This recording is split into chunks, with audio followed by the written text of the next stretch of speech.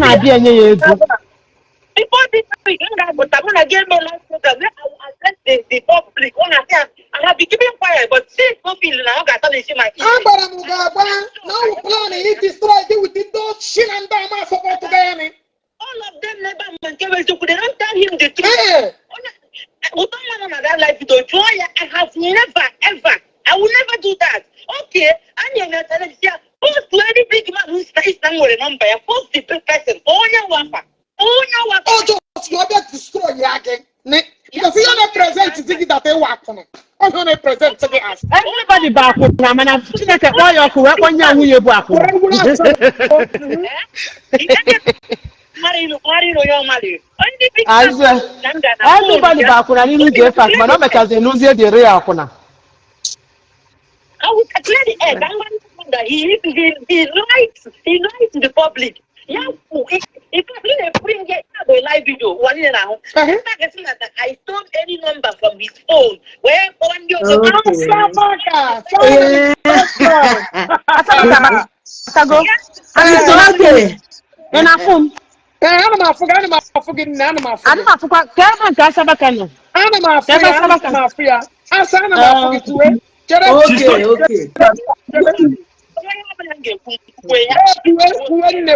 first lady. He then about online broadcast. First of all, go down at 100,000. Hey, and okay, I am the one that the content is back in a union. I'm content in Calmabe back. What is today? Okay.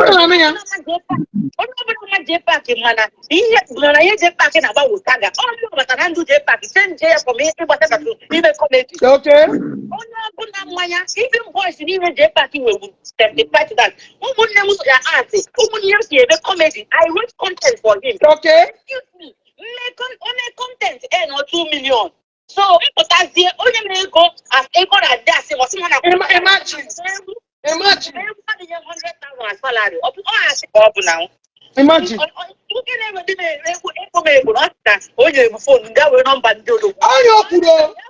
I can give you, all I can give you, because all presents are given all presents to the world. The public.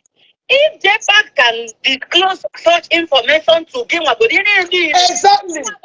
Sister, how much more ex-girlfriend? I'm coming. You should wait for me. Now, are you ready tomorrow? Are you available tomorrow? Because I'm off tomorrow.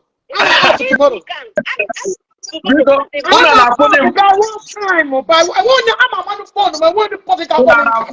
That was my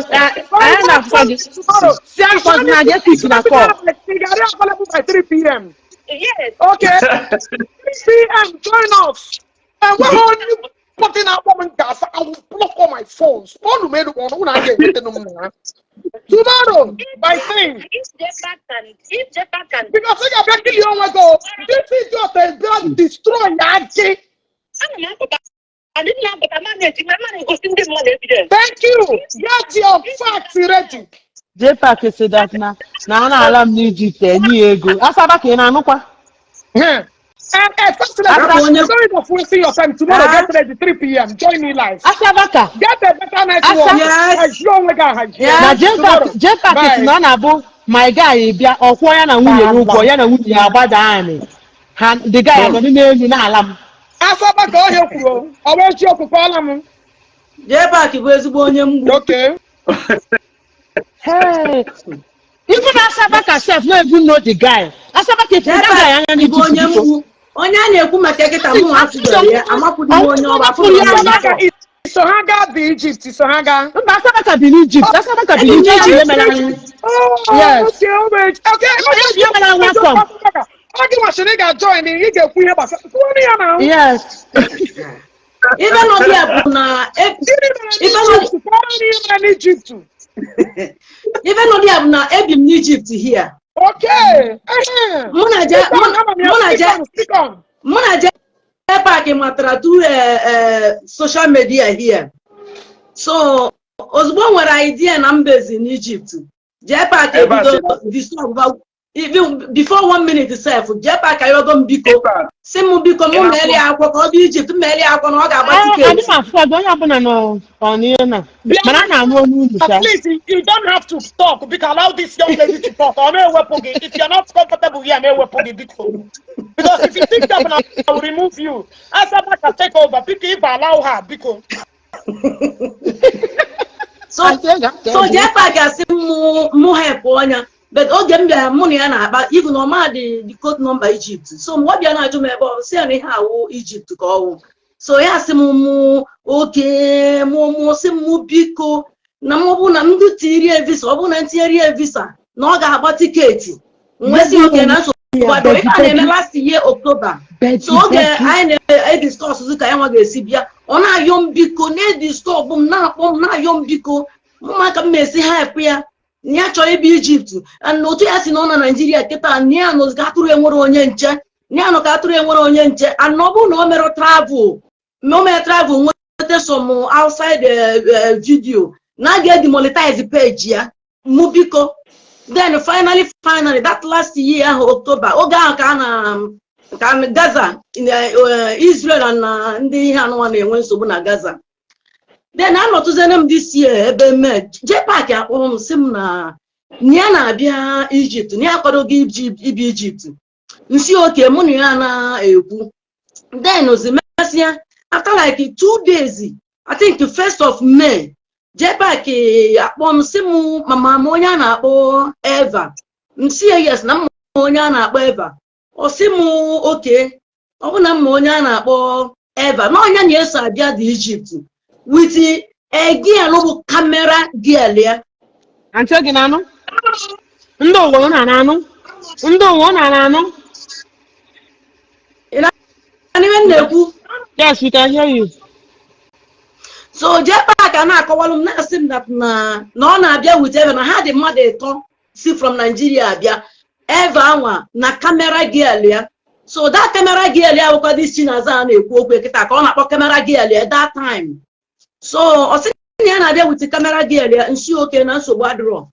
Then at the end, the money had the kuzi, the messia. Okay, on as him, Keraka is him with the owner. Somebody chose in about a Jepa. Mamma, not to the mojo again. I don't know. Magnesia or that is him on one, not a top almost in the Rogonia aboard Gonianos in airport. I arrive a house so time with you to and she okay. Then I got airport. How many hours I on airport before or after because now we're to delay. Yeah. I just how we delay. So at the end is it Mbabata na bem because young haka keme emenwurozia at the end of na bem can before I wanted you know and that one if we went there a room and parlor. That a room and parlor ketana and now see a room and parlor is not okay. I can't go get see ne room and parlor is not okay. Jepa Kasimba, the room and color is okay. Okay. How long can I get on one or on one home? See, no. Yes. Ever now see a cake I get seen upon a room and palo. No, a cuckoo room and palo. Niaman Larupana palo. Maybe I got a room to Oga Ararum. Come on, let me pay. Come on, let me pay more. I say no with that with ego. What a quick go get you na problem. Until the country to Asabaka. Neither gun Jeff Kijiko, neither gun until the man Jeff and I bought your boxers.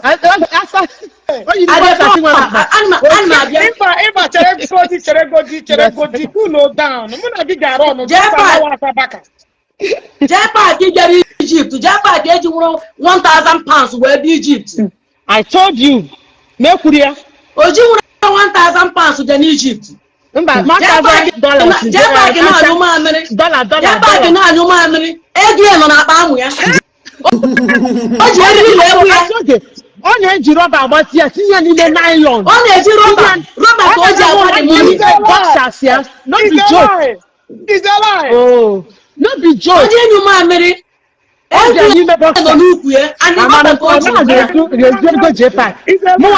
than $6,000 will be able to. Or 1,000 I to be engaged. Jepa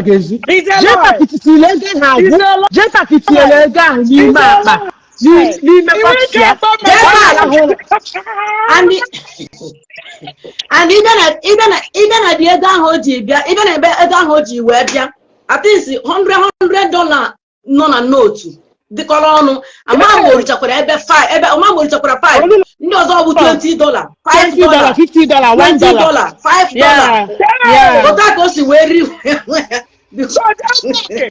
Ime problem na ọjọ́ bilionia bụ ime ke ego gị na-eriri abụ gị. Aunty Oge ka m gwakwa gị. Aunty Oge nekwa another problem mụ na JPAC nwere. Mụ na JPAC may travel. Asabaka, you will bear me witness to it. Mụ na Aunty Oge gị na mmadụ may travel. Yeah. JPAC na-akwụ ụgwọ. JPAC ekwesịghị na-eweta ego mmadụ na-abụ. JPAC ekwesịghị na-eweta ego 2 people. Mana JPAC was bring. Mụ na JPAC was splitting everything half. After Asabaka not here. We were splitting everything half. Okay, the first time I brought up, yes.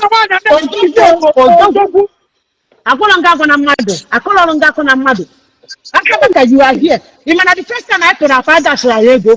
Diego JPAC was suggesting going to 3. No, I want an answer. Thank you. Okay, now.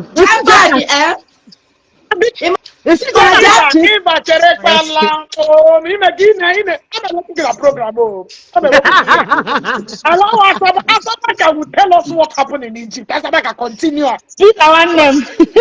So JPAC kita na ọ bụrụ na no kwesịrị JPAC mụ nọ there for them. Okay, of course. Yes, I was there. I made them feel at home. I appreciate you. And I made them feel at home from day 1 to the last day. Aunty Oge, after that the culture to go. Aunty Oge, when I met traveler, JPAC quarter crayfish, which na more quarter crayfish. That's only quarter beans. Quarter kekuyo oju e bia Asabaka. Quarter motors no okporo. Okwu kana abia. E mana okwu kwesịrị ndị eso m solo. Eva ka nwepu gị Eva. Ebe na mbe wepu na.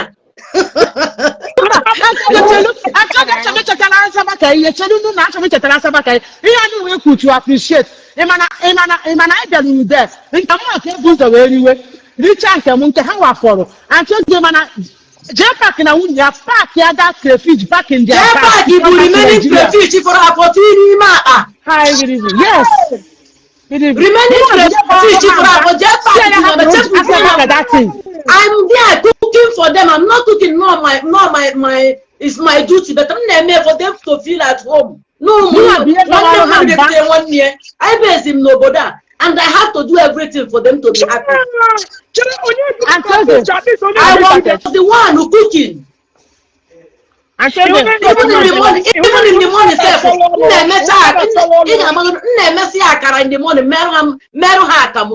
I want them to be happy.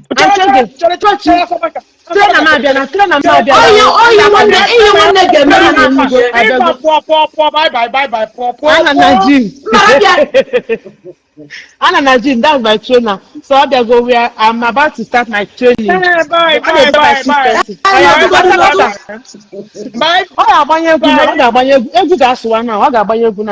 Speaker. We are about to start training. Bye. So I can't stay. All right, bye. Jishike.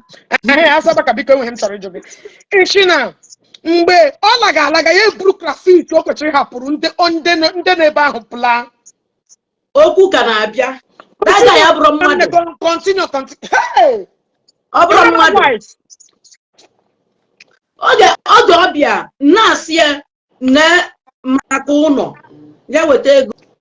Ọ dị very difficult ịbịa kwụgwọ ụgwọ ụlọ 1 month. And that 1 month all documents nka m ga-eji wee mee agreement. Yes. That's true. JPAC atụkwụzie m ụjọ. Weta ego kwesị atụpụrụ m ọnụ. Weta ego ka m chọta mere gị agreement. Wetere gị 1 room ụnụnwa. JPAC asị m mba. Si m oke na ya na-achọ ime transfer na onwezi akaụntụ niile nwere nke na-aga aga. App niile is not working. M si eweta ego na n'ọdịrị ọkwa is not document nka m ga-eji. Ọ sị mba. Nia no kata osi mu okay ụbọchị ya na-eme before ha abịaba ọ gara be ọ dị ka ọ gara be de Bishop n'Ozubulu. Yeah, okay. On the 1st of May. Ọ ga Bishop na-agbazi eweta ego. Meanwhile, they are coming on the 3rd. Nsi anya weta ego ka m rentitere ha a room. Osimu flat. Osimu okay. Nyeruo Lagos na ya nọrọgo n'ụzọ.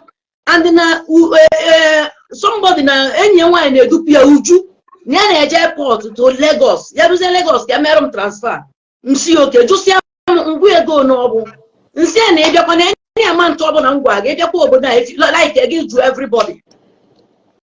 Osimo okay ruo Lagos. Anụzi m mkpatụ jee park again. Mkpatụ jee park nọ na on the 2nd anụrọzi mkpatụ jee park. Okay, on the 2nd in the morning ya kpọọ m sị m ya na-abịa na ha dị 3 abịa. Eva and his camera na camera gear ya. And that camera gear bụ Chinaza na. So after I got airport, the flat mbuku golu ha in case I batazie ka mkpọrụzie ebe ọ na-atụ ụjọ inye m ego ka mbu ka m mee agreement before ha abịa. Ha abịazie n'airport. Airport m gara ebe 11 p.m. Anọzie n'airport till 3:30 to 4 in the morning the next day. Before I routed that place, the landlord ekwerozi a pick call. Landlord ekwere a pick call. The next day, then whatever I have to bring them to my house. How long is that? Around that, 3 days. The 4th day came with this room and parlor. And that will be behind Hadia Keta and Oluna Bem now. For 3 days, I was the one to feed the morning, afternoon, night. I was the one who feed him morning, afternoon, night. Then on the next day, I want to be say okay. In a video, I got na bem ko no me first video no about Egypt. Now it's okay. Kai gazi what another flat and this flat I remember video na send them on Nigeria. O masekwa mma ona adam what does it? Imana is a very trickish human being. Very, oh my God. Oh my God. Yeah, there's na video camera nji made the video na do na drama say camera nke akwa nke mo nke so na drama ni na ya do no ngwa wete anyị nche ni na solo ga with ever e check say the flat or do okay ngwa wete zie na ego ka anyị ga na office the man ka eme contract na eji passport je back as pass ni eji ego we puta they have to suffer me we come back again to my house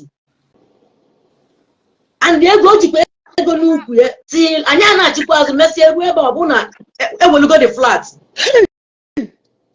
anya na-achịta azụ na-ararụ na nke m for 3 days before I wanted the ụlọ that ụlọ ahụ enweta kịta agbaje park si na ihe a wee room and parlor and that a room and parlor anwa that a room and parlor no teze bi ga na-ararụ with camera gear loge ka ebe ọ ga na-ararụ and ebe nwetara ha 3-bedroom flats, AC and even a parlor almost 4 AC, very standard.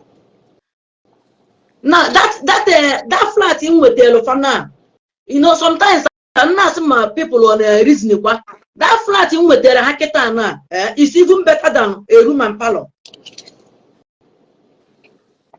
Jepa Kaju, that flat was like 28,000. 3 rooms, so master bedroom and toilet, you know, almost 2 toilets, 3 rooms with the AC and AC on a parlor. 28,000. No pounds, Egyptian pounds. How name me like this? Still maybe but you believe or not, last in your with a room and parlor. A room and parlor 21,000 Egyptian pounds. Now check is here 21,000 a room and parlor and 3 rooms 28,000. Which one is better? But they not trust me early. But I'm doing this thing with all my heart. Yeah, I'm live. Yeah, I'm there is a lot. Yeah. Now Jet Park at the end. I be a man have a so okay, you know na baketa na. enwetara m ụlọ 3-bedroom flat 28,000 una memezie agree na 21,000 na-eru ma kezi nke does it make sense? No, Jebaka si na onwere fome na ọ bụrụ highest na how many days kịta ya emecha ya na akpara onwe ya nsi ka ị ga-ebe ka ị ga na-ararụzi ọgwụkwa ifeome na palọ ka ọ na-arahụ na palọ ka Jpac na-ararụ. Ịma na adị na-ekwu okwu na Eva na-akọwa na Jpac na Eva na-asị na nwunye Jpac bụ nke a bụrụ nke a na Abuja. Onye akwụkwọ ọnụ chọọ maka na ife Jpac kwuru n'iru m ka o si nweta nwunye this Chinaza na because he talks too much. Ọ na-ekwugide nwoke ọbụla na-ekwu oke okwu enwere reserve ife emelụ. Jpac enwere reserve as a man. Diochi adịghị ekwusi ife ọfụ n'elu mana Jpac na-ekwusi ife niile afụ n'elu. Ọ jọrọ njọ. Gịnị ka ọ kọrọ gị abatụ nwunye ka ọ kọrọ gị ka o si nweta ya? No, because everything na-agba n'anwụ. Ewe akọ ọkalele ịbụ enyi ya nwaanyị enwelụ o nwere oge ọ na-anụ tude ọnya bụ inweta mmadụ akọtọ na onye ọbụla mara ebe oge lidito Nne ihe ọ gwara gị ka o si nweta nwaanyị abalị ịkọcha ihe m jụrụ gị ọ na-akọwa na ya nwakwukwara ekwu ọha na dị nwa na o nwetara ya na Abuja wia klọb kọwa na klọb that na club after that club akita now osi from Abuja Oriela Lagos. Thank you. From that Lagos akita now Orie jebe Nations Cup na Ivory Coast. Bia nwanyị Jpac ịchọrọ blame ọ Jpac ọ ya gwara anyị ebe isi pụta. Ọ ya gwara anyị na one night stand. I didn't just make up story. Hook up one night stand ụmụ akara ya ọ ya nwa kọrọ because ndị nọ sef ọ ga-emecha ka ọ bụ ikpugere. Go and mark my words. Ọ ga-emecha kọrọ ndị enyi ya nwoke ikpugere. It's just the way it is. You marry the useless man, including you. It is hopeless. Continue Asabaka. Dala. And Jpac ihe na-ekwu ihe a na-ekwu ya na nwunye ya na-enwekwa problem. 247. And that problem ya na nwunye na-enwe that problem ya na nwunye ya this Chinaza oge aka ha bụ oyi problem ha na-enwe ozoro ezo ọ na-agbapụ ya n'anwụ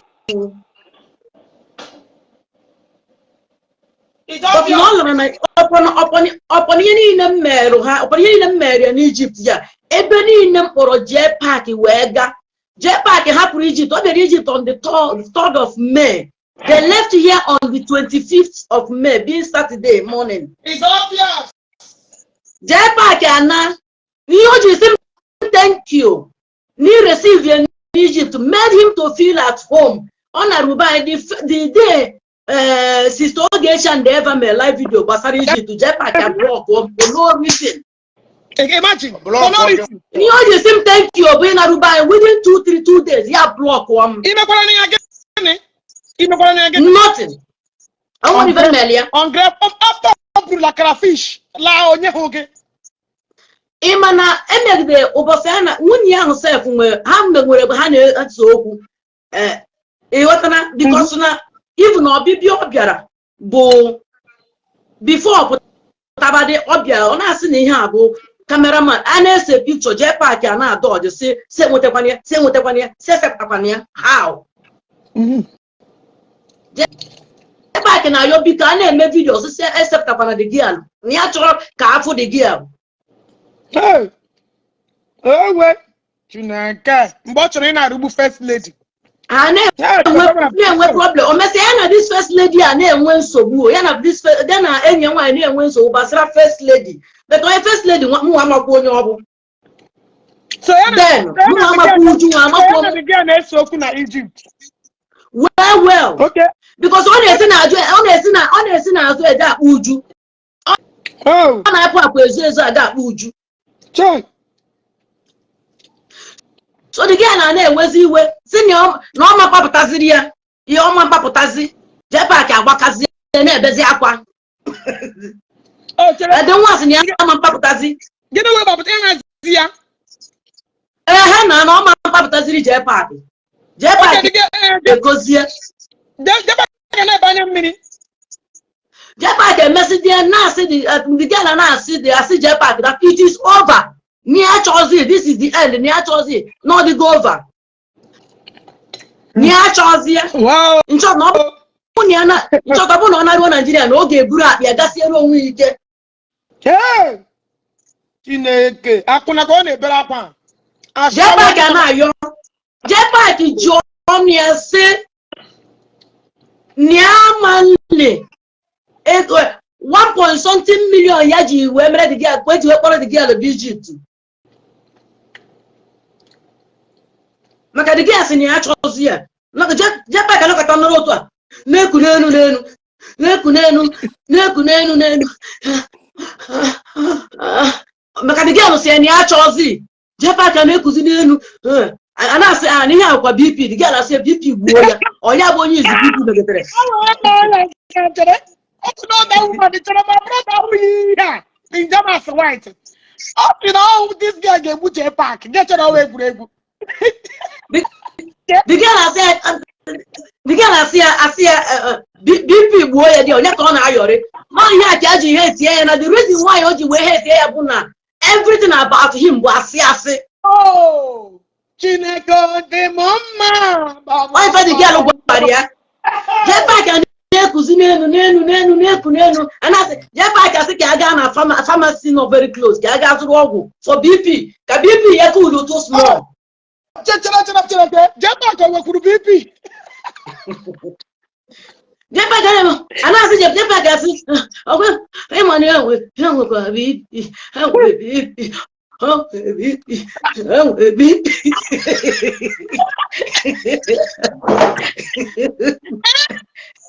The other it's not even one now call you. What you know? If you try it, consider. Jaga pharmacy, Yaga to BP, BP Yakamu. I see okay, ngwanya. Na Japa Kapo. Nakatapazi only but Tapazie. We are sweet, Mazi and Ebo is a no, I say only one will be BP one. Easily go. That guy is a drop. I'm ready to the 2 months.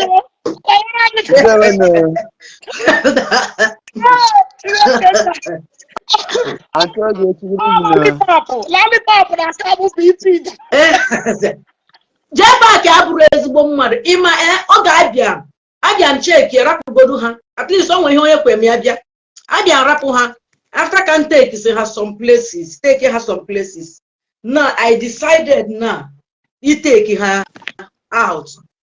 I didn't know in my the first place.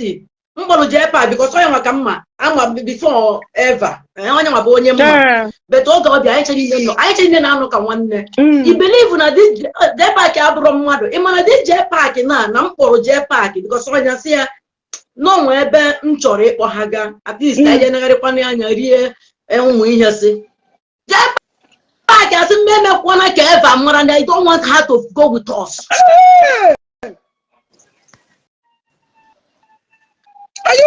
Muna Jepa drag and see no. We have a family. Ngina has obia. Somewhere. Somewhere. Rapuzonian Guinea so where to get destroy onion and I got to get favor from another part. If I will get in a puya, on national getting a la. Asabaka go cola before ammonia. And the bill on you. And the bill on you. That out is taken. What do you have a Sarian? I've been on here. See, I got for Simba. People who have to get out of the hearum. Continue, my sister. Continue. The truth come to a book. Truth come to destroy here. Continue. Bala.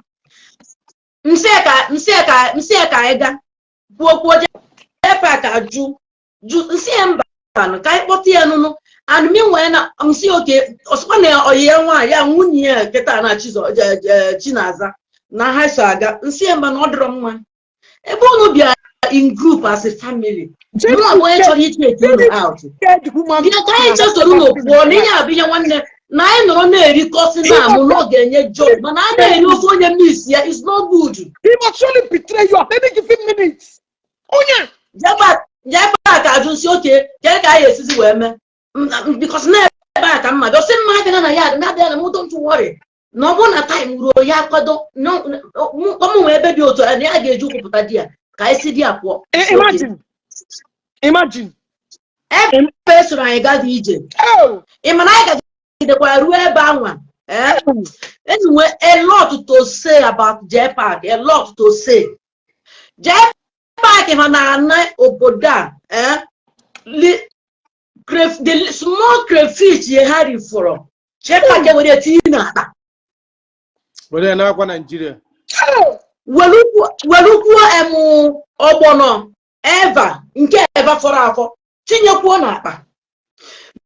Meanwhile, since Haji there, I was the one. Obu na esie nni na na esi so once ka ha gote nwuru ka ha gotere package sinni the rest I was the one to buy things.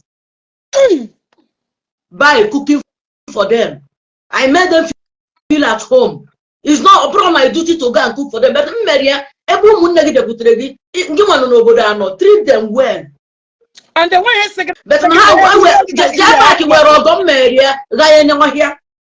And the way he said again, Nigeria block for no reason. Nothing. You know, if you go to Egypt, I no get 1 naira. I'm not wrong. Any go potassium, no, you people should take. I send you. Yes, take.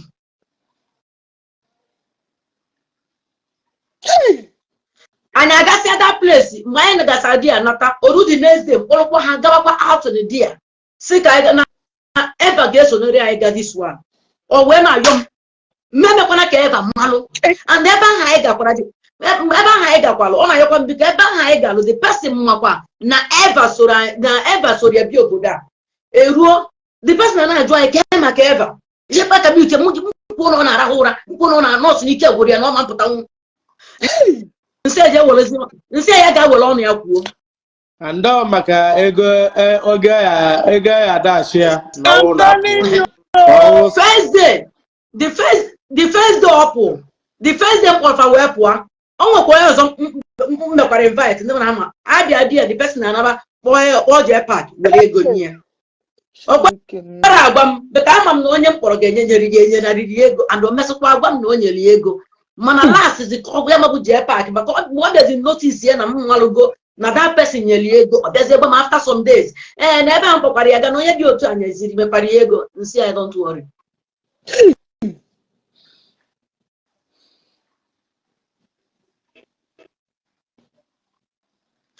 JPAC, Messi, what Simu, Imana JPAC, I wish never more here. JPAC is the meat ever. Say I remember attack. Jesus. Yes, anyhow.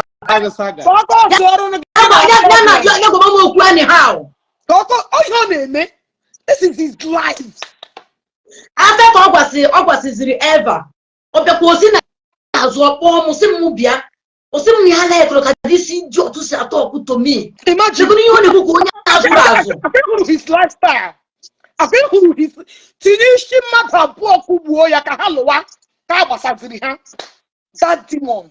Oh, the pyramid and the museum. But I got all these places in Egypt. For them to be happy, they're comfortable. And what on in the bar if I did, you know, Buddha happier. And I was the one cooking it for them to be happy. Oh, when they man, they know the other hand of a hay with a wrong. Wait, few days, even on a JPAC, and when you hear Shiguyan on a pota.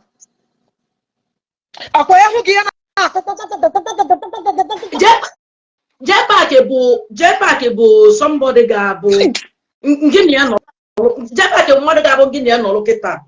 Because now, no one way, I'm not a just name at may welcome the ihe okwugodiri mekwu na azụ tuke ya ọma nwe remember. Akwụnụ na anụ ya ọ na fọmụ na ya I'm very bad. It's not good.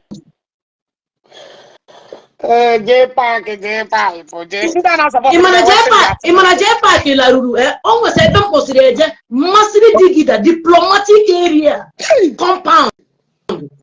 O nwebe kpọrọ ya ga Masiri Digida diplomatic compound. Eri aṅụ obi adị ya mma mana ite ọnụ ọba ka o were mma gbutọsịa gị azụ kọtọọ gị. Ha si na o nwere ma diabetes o ma BP o, but ọ naghị take care of himself. Ọ na-aṅụ mmanya anyhow. Onye m na-agwa gị o, ha si onye ahụ gbukwara diabetes and BP. Even ka ha mmadụ onye a ga-anwụ. Mgbe m lere ya anya gwara m gị cha diagnose godara m gị because the first thing onye ọla wee nọọsụ wụ first assessment. I diagnose godara m J-Park ịkpa ha ahụ before somebody just will send alarm his record now. So onye a m Ghana.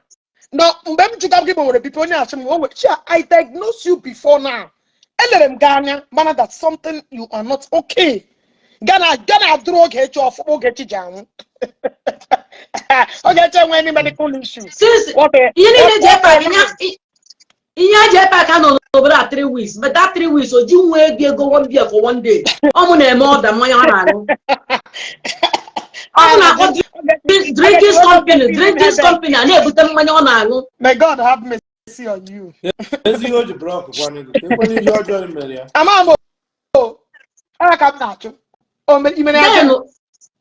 J-Park emesịa kedu nke a ga-ekwu ịmana J-Park ndị niile mkpọrụ J-Park ga-gosi n'Egypt ndị na-enye envelope adị m anụ ya achọkwana ime ego ole nọ n'ime ya.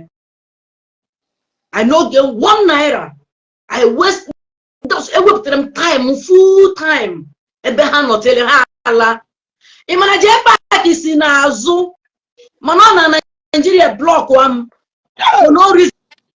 Ọ bịa anya m sị m na reason ya ji block am ihe o kwuru reason o nyere o wee block am n'ihe o ji na ya na-achị na-aza na-enwe okwu mee were ga gwa Eva and for that ya ga block m.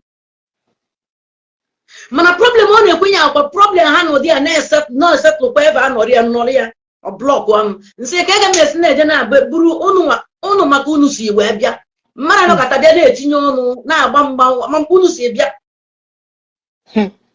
na J-Park block am I believe na all the mess people mkpọgasịrị J-Park anyesi enye ego J-Park alaruo Nigeria block on for no reason. Ịmana J-Park wedding na J-Park si n'azụ ndị na-ayọ ha ego wedding. Yes. No. Odogu nwaanyị a na-anọ n'ụlọ eri ego. Ebe niile mkpọsịrị eje people mkpọsịrị ega oge na nke onye bụ ama na ndị ahụ dị capable of giving him something. Nye ya ka a ga-enyekwa ya something. You know, because of ego ahụ kịta o si na ya regret na ịbịa ije a with Eva. Keke esi weta ego ya na ya na-echi ya. But all the same ife na-enye gị nri. Keke esi wee emebe.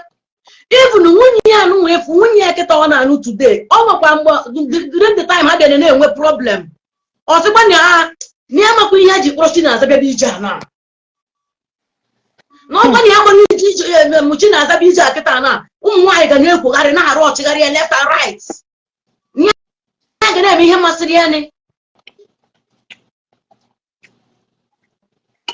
J-Park wee na-aga onye pụta ọsị ma daga ya na-akpọ J-Park bịara obodo a ọ dịkwa normal nsị ekere ihe ọdụ nọ ndị nwa yes no dịkwa normal ka o si nsi kpọrọ ya bịa osi nekwa ihe ọ na-agba nsị na mama because agwara some of them na ọ na Rubai block on for no reason mana ebe niile ahụ kpọrọ ya wee gasịa ọ block mana ọ na-eme wedding na yo biko si ha biko na wedding ya na ya chọrọkwa ka ifere mee ya nya biko ndiko na enwere ka ọ dị ya ya chọrọ ka ifere mee ya ha mara ya ga-emere ya si mere ya si nyere ya aka for the wedding si help onya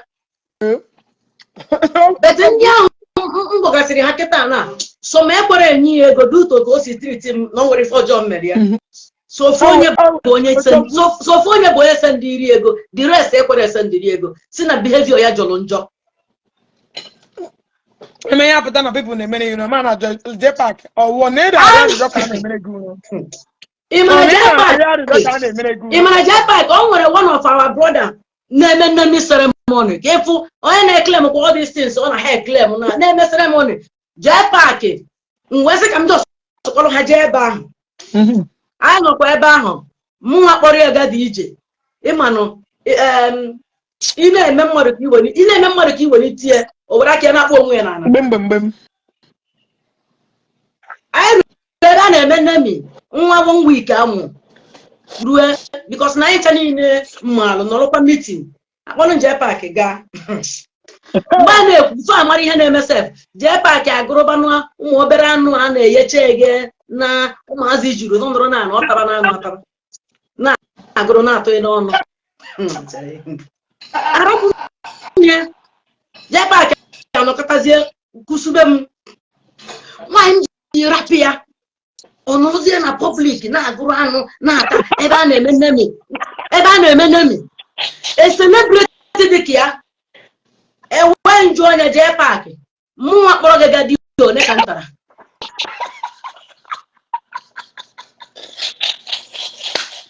mụnwa kpọrọ gị gada nnemi one ka ntagoro ị na-abụ celebrity ị nọrọ a na-atịpụtara anụ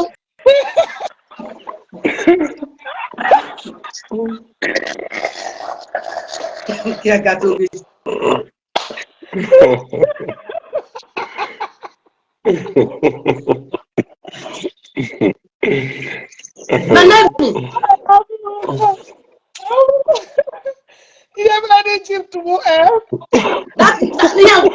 anụkụrụ anụ otu esi awụ onye bịa ọnọrọ anya onye ke ụmụ obere anụ kauniti aka ọkịchara obere ihe ya were chee nwa obere ose gwa ọnya ajọsụmba n'ime jee kene onowu gaa n'ime jee kene onowu and ebe ahụ ha nọ kịta bụ ebe suturu ya ịnọ ndị chekwa ihe ọ machapụtara gazie ebe ihe na anọrọ anị ka nkirisi kenezi onowu pụta fụzi onye ọka o si otu anọrọ agụrụ anụ na-atụ n'ọnụ na-ajụ arapụ m ya na anụ oguru ya nakatakwazi onye ọbụla echenji elu m ya mma mara na ya bụ celebrity ka m ga-eji like ndị anyị meji ya ala ya na-ata anụ na public nso oge ịma na ịbụ celebrity ọsị mụnwa kpọrọ gị ga ata anụ m dị anụ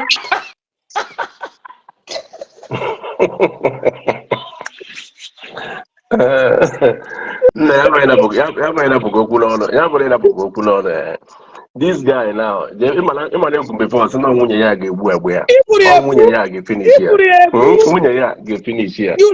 Ebe no tọrọ eju bụ kedi attractive do JPAC na-arụ all those gates ekwe ka JPAC na kedi be do JPAC ịbụ kwa na nwanyị ọbụla JPAC na-arụ suppose iji oroma kresi wee wuo arụ ala ya.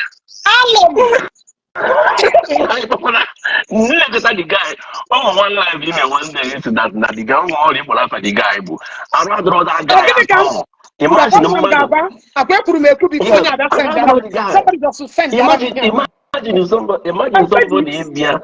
somebody to Egypt. See Johnny, look at it for even that crayfish. Imakazi mata na kadi crayfish. Kazi mata na kadi crayfish because no na cupboard n'elu. Kazi mata na the crayfish adrozi bụ na ha ga-ala echie, ha ga-ala tomorrow. Nga na mmụọ ga-gote turkey, ka m sere ha jollof rice. So ha rie ya n'abalị. Early morning ha rie the remaining one before ha alawa. Go to see all those things. Go to see a turkey with my own money. Oh. And all those things. Since from day one, Habiara. Manya angu egom. Omwane more than manya from drinkers. Ewetem manya. Even from my house, 3 days before what they had you know. And me more than manya. Make the more than manya go at their old house. 100 at their old house. na ụbọchị ha na-ana cheki ya mba na ha kwesịrị rie nri at least eri enough in the morning before abanye flight na ndị na-eri na flight adịghị enwe weight ọ dịghị enwe weight ga-azụta turkey bata sibezie kwọchazie mmechazie tomato site na mezi ha ka m wee rie crayfish kwụọ chọzie crayfish afọ ọzọ m ọ dị akpọkwa ọnụ maka ihe ọma m mere o ji ihe ọjọọ na-akwụ m ụgwọ n'ụfọ n'ọrụ achọzite crayfish achọzite crayfish dị kwubezie nekwa apụtasị ka crayfish dị ewere crayfish wepụta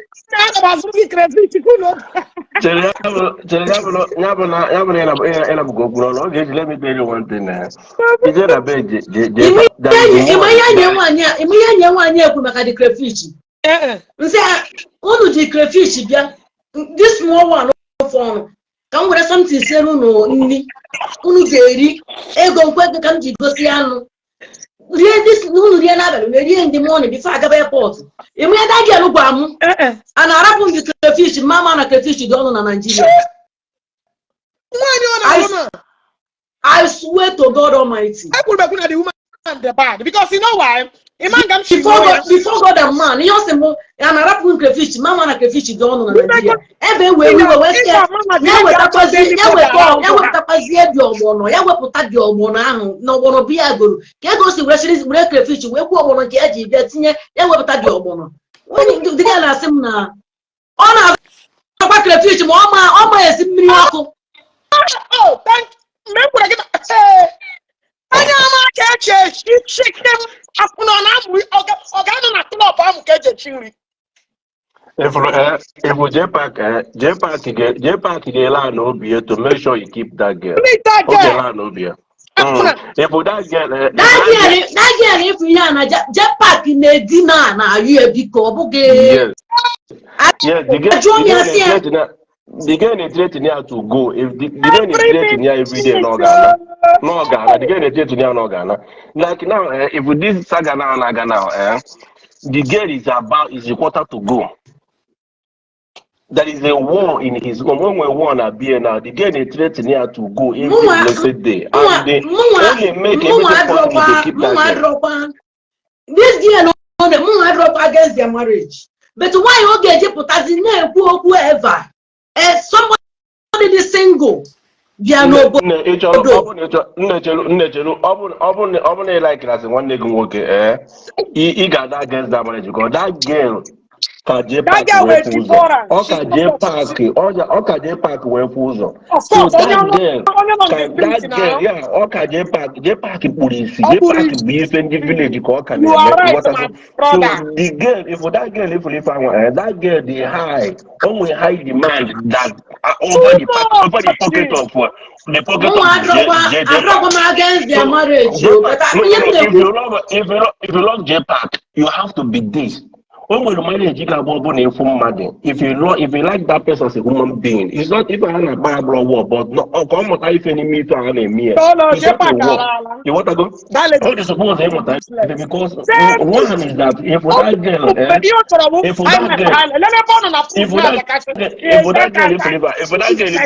just watch out, all get is obliged J-Park. J-Park will be wine to two. Okay, who is here to two? I'm telling you honestly speaking. J-Park in Lube, you know that girl. Lube. Okay, the very small, you know that girl. I'm telling you. Opening a watch in by appearance. Okay, the very small. Okay, the very small. God, Basana. Only if Basana, God. Bro. Me engineer Kugoria Kubu. What I can fix you. What I actually have for my sister. What I can fix you. What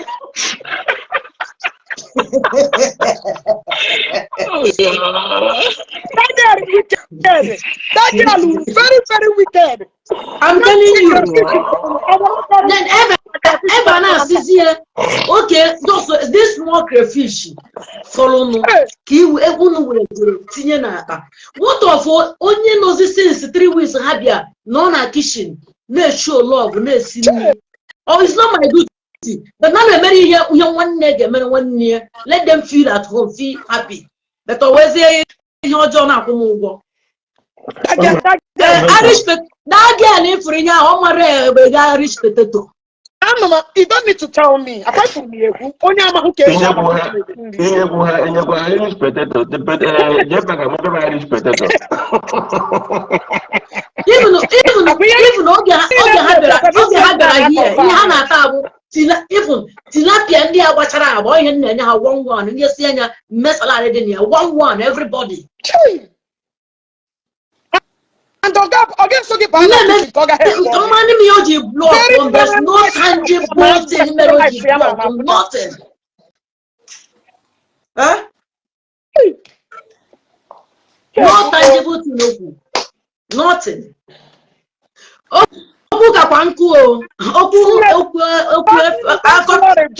Don't worry, join my page. Follow me. Next time I got join for second. For part 1. I get part 2.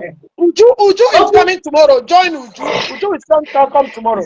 Tomorrow I got put here by 3 p.m. Join tomorrow. Ring Oji.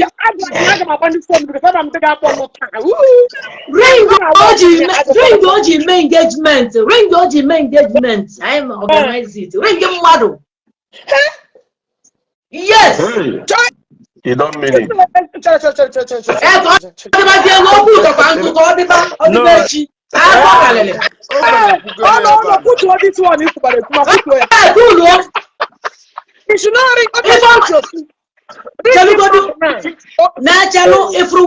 If this wedding no melo, you gonna that you got from. Ebe no me engage abuna Pharaoh boat. Na Pharaoh boat to eme. Onye we the boat, I have to go the boat. Okwo. On why ba ka ejire 1 naira bia nwere agbanu na ego ji bia here 1,000 pounds. Ọ na-ekechi eke were baba anya otinye n'ukwu. $1,000 or pounds, 1,000 or $1,000. Oru $1,000 o ji bia. Even on the n'iru self na asị nna kezi nke na bishop asọ bi sendiri ego nwa. Ke bishop asọ bi ọ no ya na agba bishop ọzọ bụ enyi ego. Yes, and the ego on the Catosim na Sabaka na Bishop Ozo actually recently Diego 62 days na yana where yes and the ego. Akabaka Ojiro Bishop Ojiro phone number Bishop you want to be your ball look on a book you went in here you went hope. But listen, I will only on a showing up what Bishop. I'm sorry on a because you know what? I respect Bishop. No, this guy I contact Bishop also. Again because he cannot talk to Bishop direct. You want to go? I contact the Bishop. So you know, Bishop is somebody I love so much. I don't. I like him. Only I love Chineke so much. You know. Oh, Garanyana to Chukwuogu. You know the jobs. This time no here. This afternoon. And what DJ not over? Eh? I promise you one thing, and that's I will fulfill it. No, I got fulfill ya.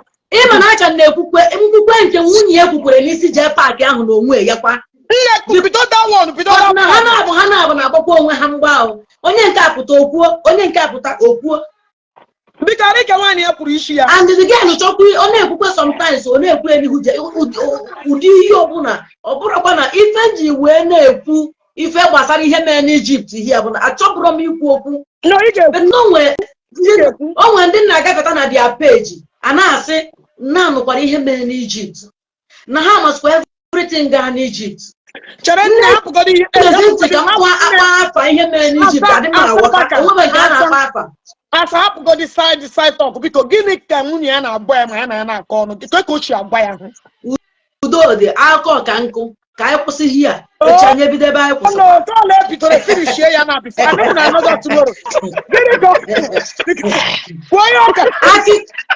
ịmara onwe ka nsi akọ ịmara onwe ihe bụ na ị na-akọ aka ị na-akọ ya n'usoro ka ọ kwe pepụ yes ka ọ ebe ị na-akọ ị na-amụ ya enu dịka a ga-asị na omebi na ị na-atụ asị ọ niile esi nnu na mkpụrụ na mkpụrụ ka ọ nwere tụọ ụtọ so ya gawa ọkwa ịghọta so otu a ka ọ dị akọrọ gị akọ otu anwa ma serve yourself ọmakwanụ ka esi ekwu ụgwọ ihe ọ na-eme bụ na akwụkwọ ha ụgwọ bụrụ iburu nya nwa na-ekwu okwu esefuri fonu eva ka o yuzugidere wee na vidio niile ifuru ọ na-eme ebe o mesi ọ transfer to his phone. Jesus Christ. Ọ nwere nke ebe mesie ọ transfer to his phone wee postube.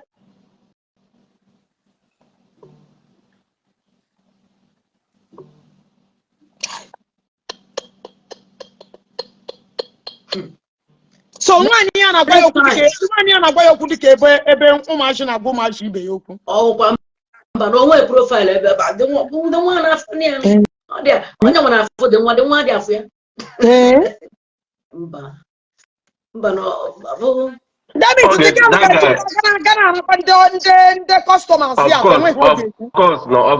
course. This one is very sure.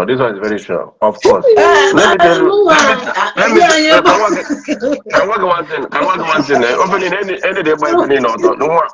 You want to suppose your mom. I grew up against their marriage, but you know, who didn't see a mama put down. Never na-akọta ever. Egypt, ihe mere Egypt, onye nwa na-akọta ebe na o mere nke a n'Egypt, mee nke a n'Egypt. But ọ gbara unu na nwunye ya bufuru appointment eburu ya na moto pụọ. You know, ọ gbara unu. Ọ bụ nwunye ya bukuru hookup. Mmadụ ji moto bịa buru ya enu. Okwu dị.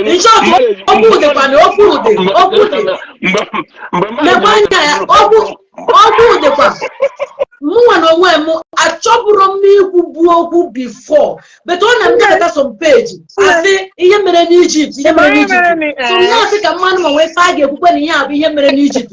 Na-asị ka m pụtazie kọ ihe mere n'Egypt, ọ bụrụ na ọ karịa nke anụ wee maa na the person na-atụ asị. Ihe na-eji pụtazie wee kwube ihe a na ihe akịta bụ na ebe niile m kpọrọ ya wee ga ọ blọkụrụ mgbechi ọ gara one after the other na-ayọ ha biko fụ ego wedding. So wedding ahụ mere kịta engagement that wedding ahụ mụnwa ji profile ya n'aka. And ọ nwere ka ọ ga-esi dị evidence of that ring ahụ agbanyere o nwere ike ọ nọrọ m n'akụkụ focus the ring si ebe. Ghana video ị ga-afụ alcohol Asa tomorrow is another day. You know, who fight to run, live to fight. Because I'm like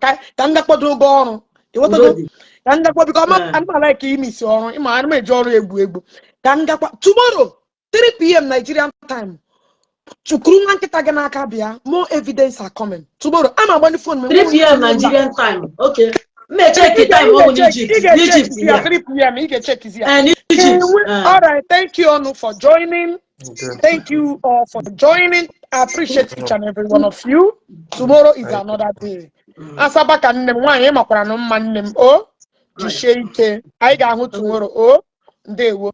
So ụmụnne m anyị onye ọbụla go and buy your data tomorrow. Ka hapụ question na data ga-ezuru. Ịghọtago?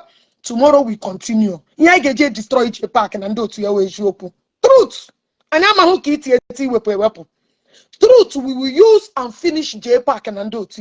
When I'm now, I go to lock my phone. All this in them I respect and I no go pick up. Una hapo pala managam my phone. Tomorrow, see? I'm gonna buy it for now tomorrow.